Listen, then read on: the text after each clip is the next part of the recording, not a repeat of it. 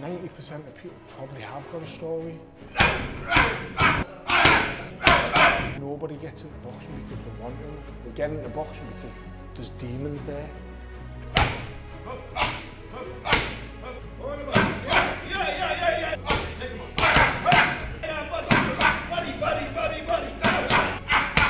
Who wants to punch somebody in the face? Who wants to be punched in the face? Many people. But we do it because the raw things eating the raw. We do it because without boxing, we'd probably not be who we are. Name's Stephen Disney Draggo Robinson from Bladen, Newcastle upon Tyne, and I'm a professional boxer. Newcastle is predominantly football, and for me, as a kid, all I wanted to do was kick a ball. At 17, I signed for a local, well not a local, a semi-professional in the Northern League called Brighton. I was one of the youngest there, and then at 20 I ended up moving to America, went to Chicago, travelled, was in a very fortunate position to travel America, and then at 23 I signed for South China over in Hong Kong. I sort of think at 22, 23 I had to accept that I wasn't going to be a professional footballer. I had 2 injuries. I sort of rushed back in, it snapped again, and I was pretty much told I'd never play football again. And at age 24, with no GCSEs, no education, it was like, what do I do? Where does my life go now? Sort of had to accept that, you know, injury permitting, forgetting about the injury. I sort of, at 24, had to accept that I wasn't going to be the next big thing to come out of football. I wasn't going to be the next Peter Schmeichel, I wasn't going to be the next David Seaman, Paul Robinson. I was a bang average footballer, living on a dream that I had to let go of. And then obviously the injury come, and it sounds stupid, but the injury was probably the best thing to happen to me, because it's brought us to where I am today. There's a lot of other things brought us to where I am today, but that injury and me coming home from Hong Kong has given me the life that I've had now, and brought us to today. And then had an injury on his hand. All the way from that to... Well, he didn't mean to. As I'm saying, it wasn't a personal choice.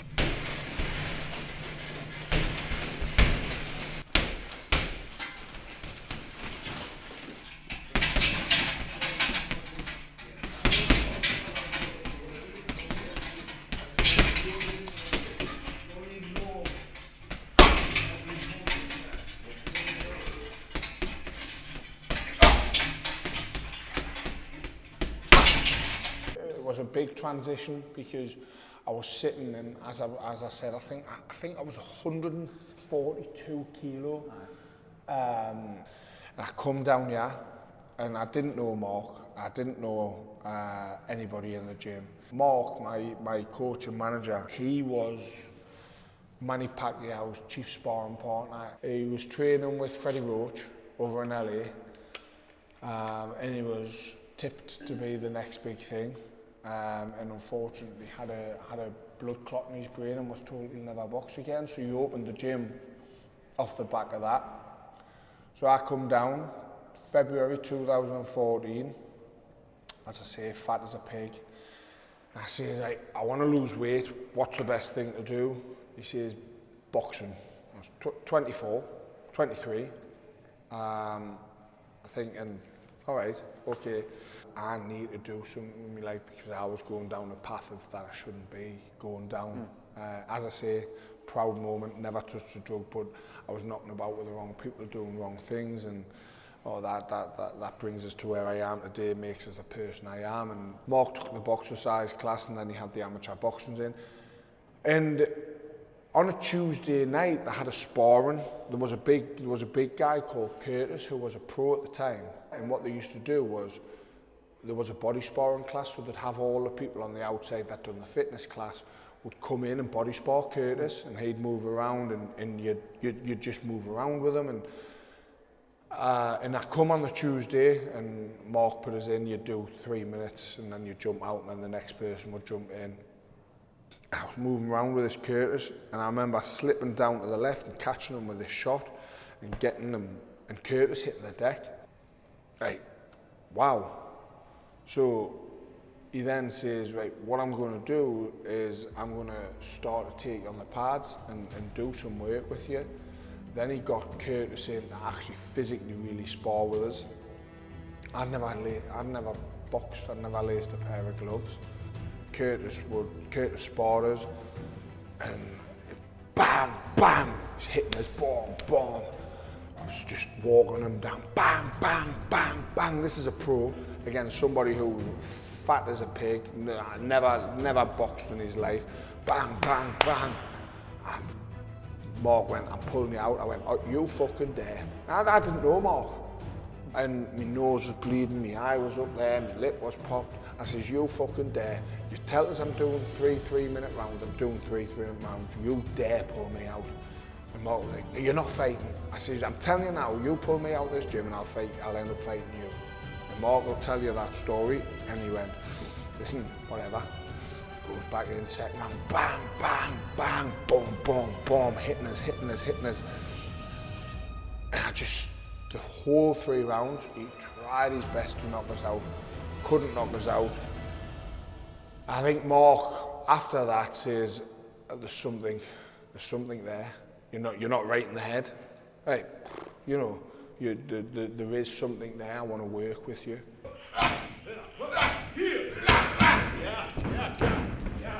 He's on, that's it. He's good. Left guy, two.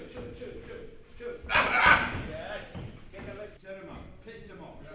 Piss him off. That's it. Here you go. Yep. Take him on. Yep, take him on. Good. Come on. Yeah. Dig in. Yeah. Yep. Back on. Let him in. Up there. That's it. So 2014, this was the February when I joined the gym and I had my first fight in the July. I weighed 133 kilo, I fought at Bishop Auckland. I stopped the guy in the second round. There was 100 people in this social club. And I remember having 30 of my pals there. In the uproar, in the cheer, in the buzz that I got from there, I was like, wow. And then I ended up having 44 fights, boxed for GB, got into an ABA final, got robbed in an ABA final. Won the English amateur title, won the Northern Area title. Done pretty much, had every accolade that I could, represented my country, listened to my national anthem live. I think I had 47, won 41, lost 6. And that all come within 4 years. Wow. From February 2014, I've probably been on about 4 holidays and probably had 30 days out of the gym. Well, it's life to me now. Yeah. I don't drink, never drank, and this is my life. This is regardless of being there. Boxing, Mark, Giuseppe, who you've seen us training with earlier, and the people around us have made me really escape my life of what it could have been, and I've found that I am who I am today off the back of boxing, off the back of them, and I appreciate that massively. I remember boxing live on Sky, going into the arena again. It was amazing being recognised. It was amazing seeing that there was still 11,000 people there. 6 feet 7 inches tall and weighed in 17 stone 7 pounds. Undefeated at 3-0 from Newcastle, England, Steve Robinson. And it was for the first time when I knocked my Sparrow out. in the first round, headlining the arena. And never did I think that I'd one day headline that arena. As a kid, you sit there and you think, one day I'll be there, one day I'll do that. But how many people does that happen to? Nothing else matters other than getting your hand lifted.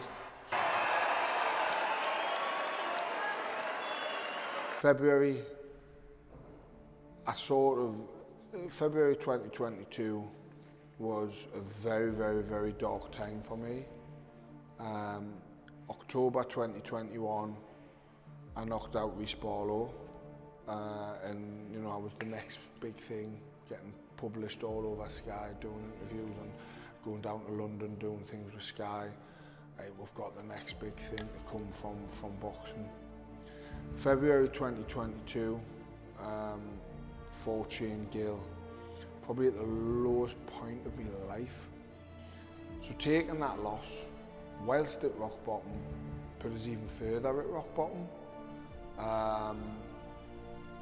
And I knew, still being in contract with Sky knew what had gone on previous to that fight.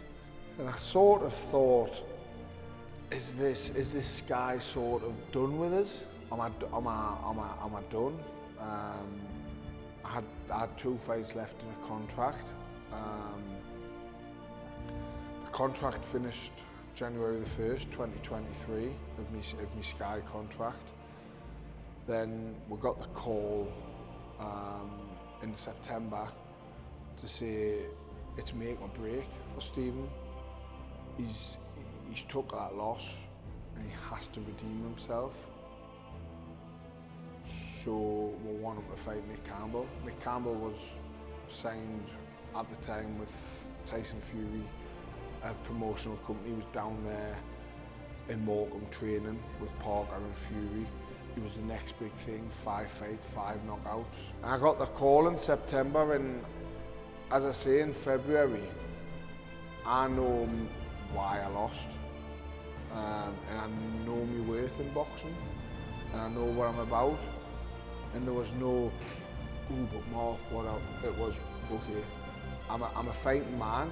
So when I got the call, there was no questions asked of, we want this, we want that, but this has to happen, but that has to happen. It was, okay. Do you mind being the away fighter? Couldn't give a shit. Do you mind him choosing the gloves? Couldn't give a shit. Oh, I'm a fighter. It doesn't matter where it is, whether it be in a gym with 10 people there, or whether it be live on Sky Sports with 10,000 people there, I don't care. Just make this fight happen and allow me to redeem myself. You know what went on. I know what went on. It's my time to redeem myself. Good shots from Campbell. Yep, Robinson just momentarily. there was a reaction there, definitely. Yeah, the left leg stiffened there when that shot landed. And Nick Campbell, every single one of his fights comes out bang, bang, bang, bang, very, very fast. Bang, bang, just tries to get you out there. Then by 3, 4 rounds, and I said live on Sky Sports in my press conference in front of Nick Campbell, I says, I'm going to stop you before the 4th, or in the 4th. Range, falling short. That was a better jab. Snap the head back of Robinson. And 2 right hands. Robinson again just froze there. And he's going to have to cover up here because Campbell's on top. Andy Scott said, you're down. And I said, you know, and I said there live on Sky, I was never asked about being down because I knew that was going to happen. That was the plan. And I told him his tactics there and then. I said, you're going to look for that big right hand, so I'm going to come to your left and hold your left hook. The pandemic put paid to that and forced his hand, and we are where we are, and he's on his back because Steve Robinson's uncorked a left hook, and Campbell. Oh, good shot again here. I don't think he's really recovered here, Campbell. No, long time left in the round, minute 20. Legs all over the place, swaying to the corner. Oh, again. Got to the top of the head, and down goes Campbell. Campbell has to get the hands up, fires back a right hand of his own, but Robinson marches forward.